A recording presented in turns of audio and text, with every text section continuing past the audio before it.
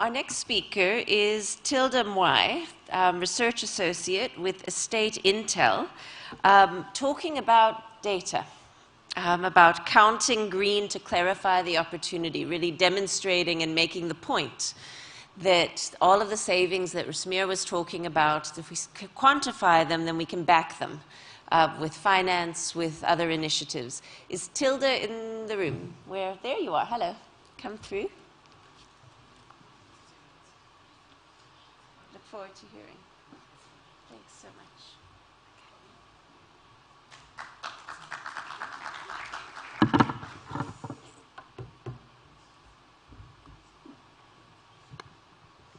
Okay. Good afternoon, everybody. I don't know if you can all see me from here. But my name is Tilda Mwai, as Kessia mentioned. I'm the research lead at Estate Intel, and it's definitely a pleasure to be with you here today. So my job over the next 20 minutes is going to be very simple, and it will essentially be about sizing the green buildings market size in Africa.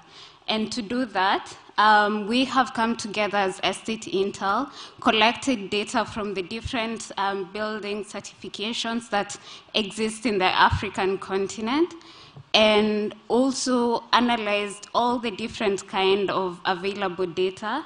And we have specifically looked at certified green buildings in all countries, but unfortunately excluding South Africa. But I still hope that that will give you a better scenario of what's going on in the market. Is it okay? Oh. Okay. Turn this mic on. Just turn that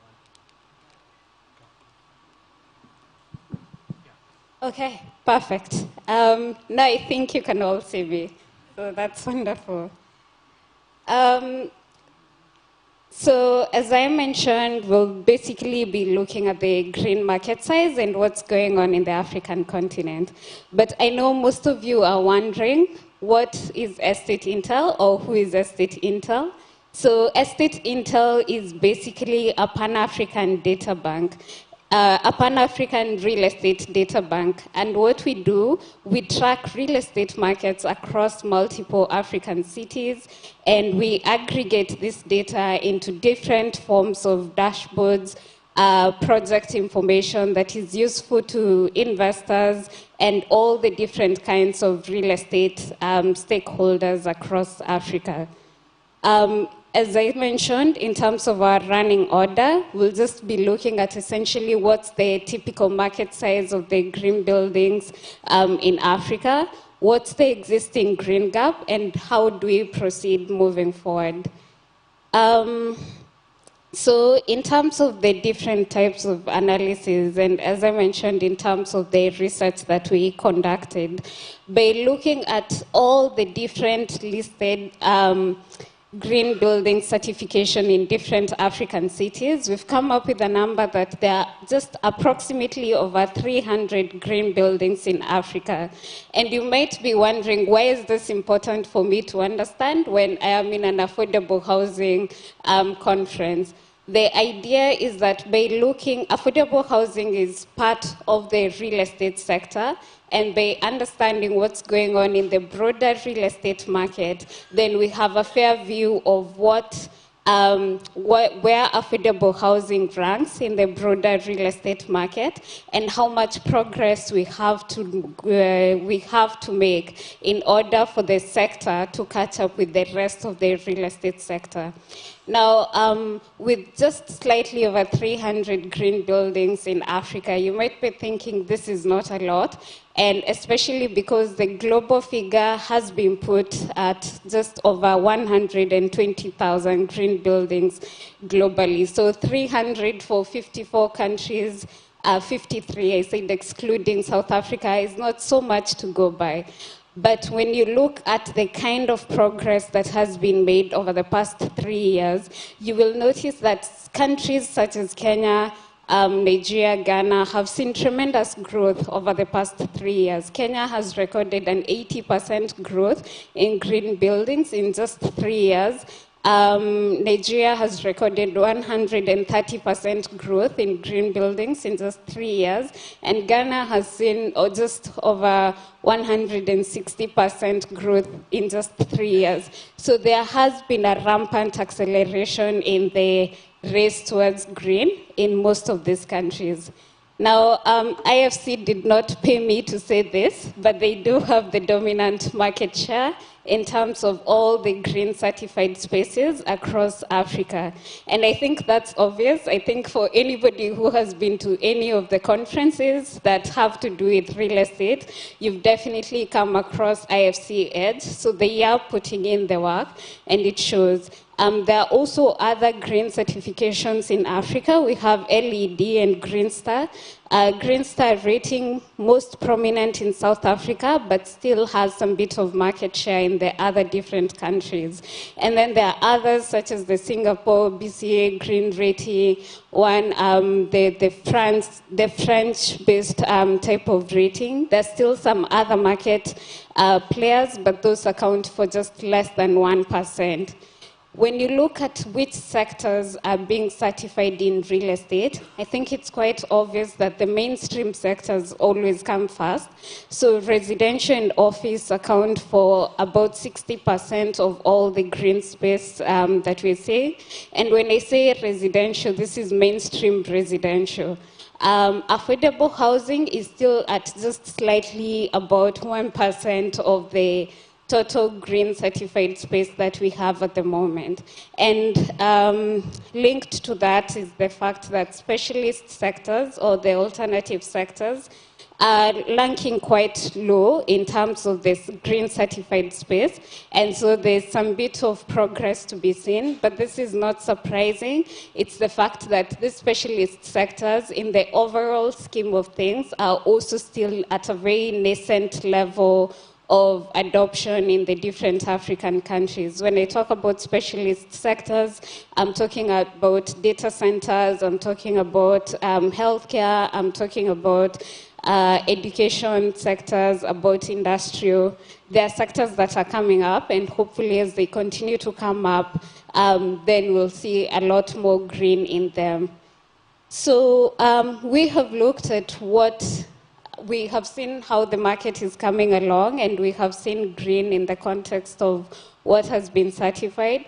But in the context of the existing stock of real estate, what is the green gap, or how is green performing in the context of the overall market? Now, when you look at major cities that we track as Estate Intel and the type of market size that we have quantified, you realize that the total green space accounts for just 12% of stock on average across the different sectors. So across the office, residential, retail, industrial.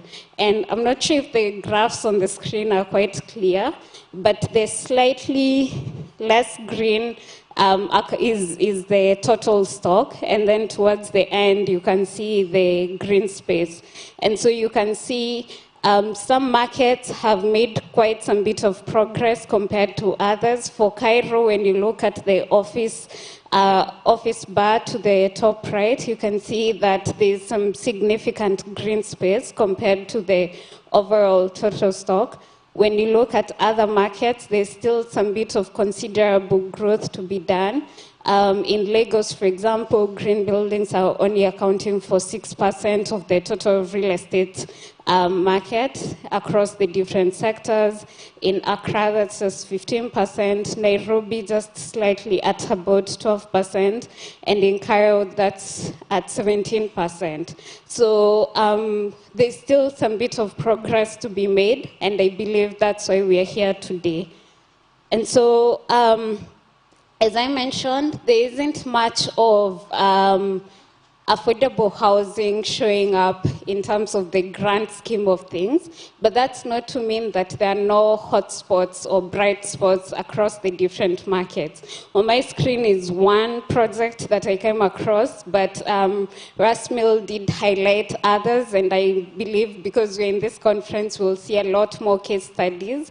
So it's not to mean that we are completely out of it. There's still some bright spots across different markets, and these are good case studies to go by. So looking ahead, what does all this mean, especially in the context of why we are here today, and that's affordable housing and green, sustainable, affordable housing. Now, there are a lot of drivers, and Rasmil has talked about some of the drivers. The preceding speakers also spoke about some of the drivers and the incentives towards going green. And the basic question in the market has been, is this enough in terms of motivating people to go green? Developers see the benefit, financiers are seeing the benefit, but as an occupier, does this benefit make sense for me? Now, I am Kenyan, so I come from Kenya, and one of the key things that Kenyans like to do is to bargain. We like a good bargain. And so in the grand scheme of things for affordable housing, we talk about for sustainable, affordable housing, I think it makes sense. And the reason why I'm saying this is we looked at, for example, diesel prices hikes in different cities this year. So that's between January to November 2022. And we looked at how, for example, Lagos has recorded just about over 150% hike in diesel prices. Accra has about 138% hike in diesel prices. Nairobi is just at about 38%, but you get the drift. Now, how this has affected real estate is that in a market such as Lagos, service providers and operators in different residential facilities have recorded service charge increases of over 300,000 naira per month. That's about 3.6 million naira in a year because of the diesel prices hike. So in the grand scheme of things, the need for energy-efficient homes will actually drive green residential demand, especially for our African countries. And this is not just hearsay, or this is not just Tilda making it up. We did a very short survey across the key markets that we cover. We targeted about 150 respondents, and we asked them, based on this specific fact that energy and diesel, the fact that diesel prices are extremely high, would you actually pay for an energy-efficient home? Would you pay a premium for that? And over 80% of the respondents said they would, because that's something that's real, and that's something that is happening. And that brings me to the final question. So developers are willing to do it, financiers are willing to do it, occupiers are ready, it makes sense for them.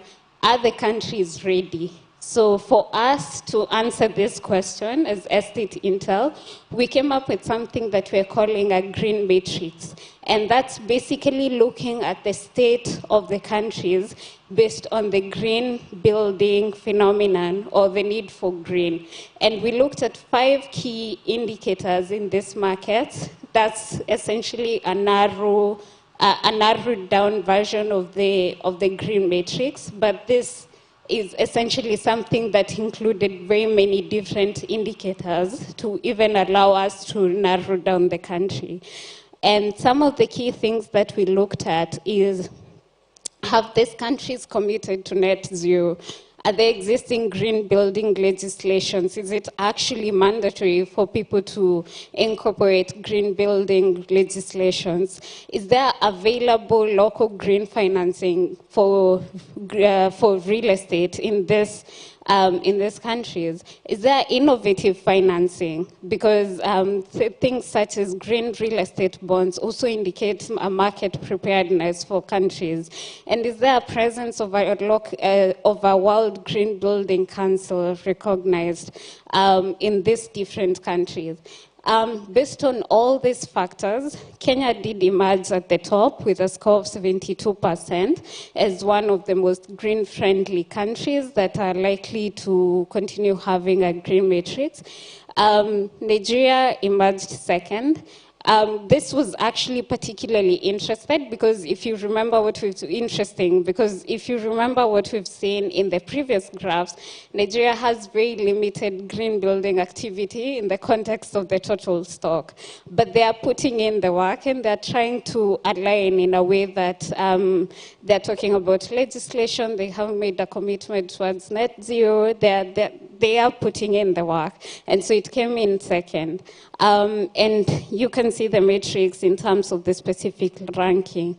An interesting concept though, and I'm glad that the previous panelists from Zambia and Zimbabwe were here, was that Southern African countries outside of South Africa ranked quite low on the matrix. So in terms of the work towards legislation, in terms of the work towards net zero commitments, green financing, they ranked quite low. And so there's still some bit of work to be done there. But I'm happy that we are having these conversations. Now, I can talk about green all day, and Kesia, unfortunately, is telling me my time is up. But we have put all this into a report that you can access by scanning the QR code on your screen. I'm around today and tomorrow. We'd be happy to talk about what we do at Estate Intel. Thank you so much for your time. Thank you.